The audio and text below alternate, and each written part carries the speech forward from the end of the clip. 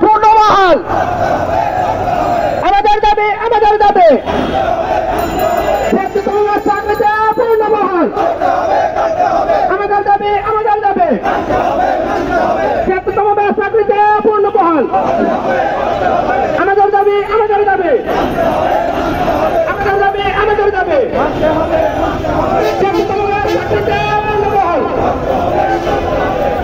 বিগত 16টা বছর আমরা অত্যন্ত নির্যাতন সহ্য করে এসেছি। আমরা বারবার রাজপথে দাঁড়িয়েছি আমাদের দাবিটা নিয়ে, আমাদের কোথাও দাঁড়াতে দেওয়া হয় নাই। তারা বারবার আমাদের বলেছে এখানে দাঁড়ানো যাবে না, কোনো রকম বিশৃঙ্খল পরিবেশ সৃষ্টি করা যাবে না। আদৌ আমরা কখনো কোনো বিশৃঙ্খল পরিবেশ সৃষ্টি করিনি।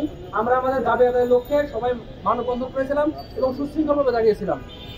আমরা প্রেস মিটিং করেছি, বিভিন্ন সরকারি মন্ত্রণালয়ে চিঠি দিয়েছি, বা আমরা যে সমস্ত আমাদের মামলা করেছিলাম সেগুলো আমাদের বারবার আমাদের খারিজ করে দিয়েছি।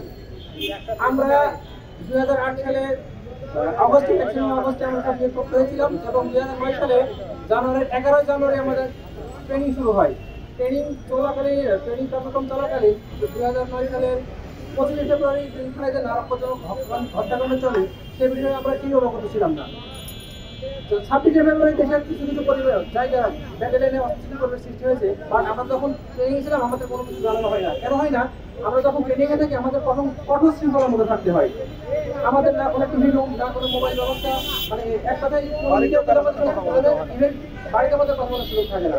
তো এই অবস্থায় যখন আমরা 26 তারিখে আমরা যখন ট্রেনিং করে আমাদের ভিডিও ক্লাস করার পরে হঠাৎ করে পাকড়া ঘটে গেছে। পাকড়া ঘটা পেয়ে যাওয়ার পরে যখন অস্থিতিশীল পরিবেশ সৃষ্টি হলো তখন ঊর্ধ্বতন আমাদের যে সমস্ত ট্রেনার ছিল ওরা দিক সুরাকি করতে শুরু করে, এবং যখন ওনারা দিক দৌড়াদৌড়ি শুরু করলেন এরকম অবস্থায় আমরা ভয় পেয়ে আমরা ব্যারাক অবস্থান করি, মানে আমরা এবং আমাদের বলা এখান থেকে না বেরোতে, আমরা সেখানে থাকি। 26 তারিখের পরে আমাদের জানানো হয়, আমাদের ঊর্ধ্বতন কর্মকর্তা যারা ছিলেন তখন ট্রেনার, তারা আমাদের জানায় যে আপনাদের কিছুদিন দেশের পরিস্থিতি ভালো না, আপনাদের কিছুদিন ট্রেনিং বন্ধ থাকবে, কিছুদিন পর থেকে ট্রেনিং আপনারা চালু করবেন। 5 থেকে 6 দিন আমাদের ট্রেনিং বন্ধ ছিল। 6 দিন পর যথারীতি কার্যক্রম শুরু হয় এবং দুই পর্যন্ত আমরা আমাদের ট্রেনিংটাকে সফলভাবে সম্পন্ন করি। যখন আমাদের পাসিং আউট বলে আমাদের বিভিন্ন ব্যাটালিয়ন কোচিং এর কথা ছিল, সেই মুহূর্তে আমাদেরকে জানানো হলো যে এখন দেশের পরিস্থিতি ভালো না, কোনো ব্যাটালিয়নে আপনাদেরকে ভর্তি করার কোনো পরিবেশ নেই, সুতরাং আপনাদের অনির্দিষ্টকালের ছুটিতে বাড়িতে পাঠানো হচ্ছে, আপনারা বাড়িতে যান। আপনাদের দেশের পরিস্থিতি ভালো হলে বিভিন্ন ইউনিটের বা ব্যাটালিয়ন অবস্থা ভালো হয় আপনাদেরকে আপনাদের জয়েন করা হবে। এমন অবস্থায় আমরা সেখান থেকে আমাদের পর্যায়ক্রমে এককভাবে নাই, পর্যায়ক্রমে 50, কোনোবার 50 জন, কোনোবার 30 জন, কোনোবার 20 জন, কোনোবার 15 জন, এবং পর্যায়ক্রমে আমরা পাঠিয়েছি। যখন আমরা প্রত্যেকে বাড়িতে অবস্থান করি, সর্বশেষ আমাদের যখন পাঠানো হয়েছিল যখন আমরা বাড়িতে অবস্থান করি তখন আমাদের জানা হয় আমাদের দেশ থেকে বাতিল করা হয়েছে।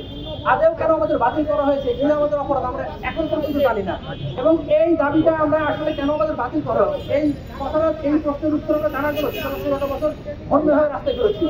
বিভিন্ন ঊর্ধ্বতন কর্মকর্তার কাছে গিয়েছি, বিভিন্ন মিডিয়াতে গিয়েছি, আমাদের কথা বলার সুযোগ দেওয়া হয় না। বর্তমান ছাত্র ভাইরা যেভাবে দেশটাকে স্বাধীন করেছে, এই স্বাধীন সার্বভৌম দেশে এখন আমরা আমাদের দাবি আদায়ের লক্ষ্যে আমরা রাজপথে রয়েছি, এবং যতদিন পর্যন্ত আমাদের দাবি আমরা আদায় না হবে আমাদের একটাই দাবি, আমাদের শ্রেষ্ঠতম ব্যবসাকে চাকরিটা পুনর্বহাল করে আমাদের সমস্ত দাবি দেওয়াকে মেনে নেওয়া হবে। ধন্যবাদ।